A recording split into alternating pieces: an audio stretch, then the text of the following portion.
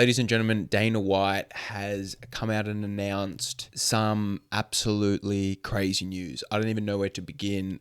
Let's start.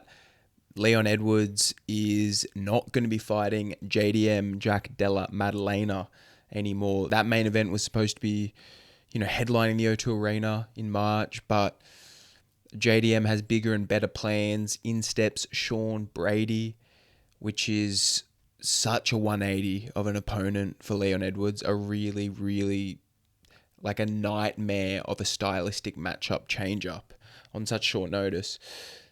Regardless, JDM is going to be stepping in and fighting Belal Muhammad, trying to become a UFC champion in the welterweight division. Shavkat is injured, it seems like. Dana was saying he'll be next in line. He'll be coming back once this injury heals up. But regardless, JDM is into a title shot, which, going back to fighters matching up stylistically, I think Jack Della has a massive shot in this fight. I know it probably sounds biased based off my accent. I think the guy has a great style here with the sprawl and brawl, and I think he can match the pace of Belal. So, yeah, that's a crazy fight as well. Ilia Topuria is moving up to the lightweight division. He has officially vacated the featherweight belt. Volkanovski and Lopes are going to be headlining UFC 314 and tying up that loose end. So we don't know what's happening with Ilia yet. He has no fight scheduled, but he has to be going into a number one contenders fight. Like, will he fight Sarukian? Will he fight Oliveira? Is he going to be going straight into that title fight with Makhachev? Like, you can clearly tell they're working on something there. And I think that was just based off Ilia. Like, it was pretty clear, just based off the tone of Dana White's voice, that he did not have this planned. Ilia said he couldn't make the weight anymore. He's cemented his legacy, and he wants to move up to lightweight. So fair play, and fair play for just vacating the belt and not holding up the division as well. So what a turn of events. Volkanovski, yeah, I think it's really interesting that position that he's put in, because Lopes is another dangerous fighter with all firepower. Not to the level of Ilia. I don't think he's as dangerous, especially with the hands, as Ilia.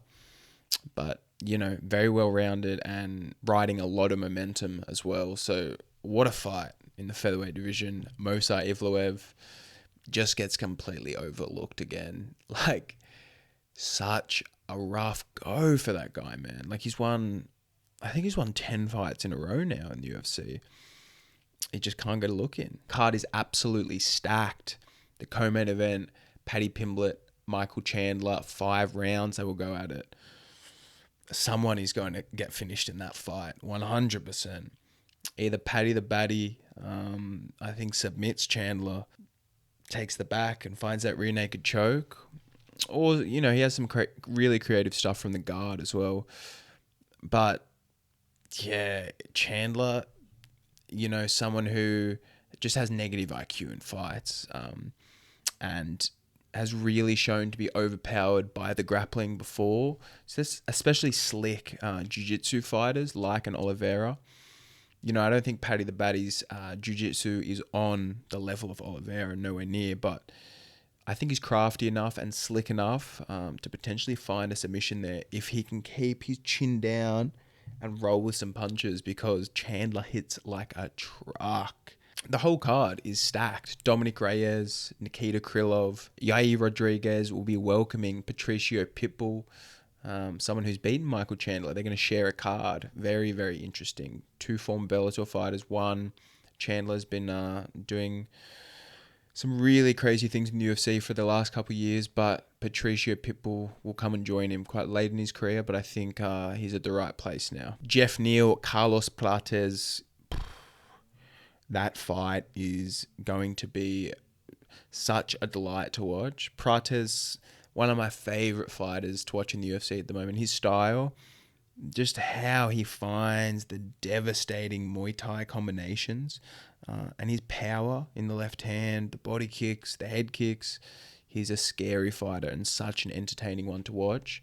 And Jeff Neal loves to have a dogfight and will meet you right in the middle, and he's happy to, This, I think, is going to be a real treat. I think Prates is more seasoned, more technical in the striking, especially in that Muay Thai kickboxing. But, Jeff Neal, like I said, is a dog and has a lot of power in those hands too. So, yeah, I think that one's going to be a real treat to watch on an absolutely stacked card.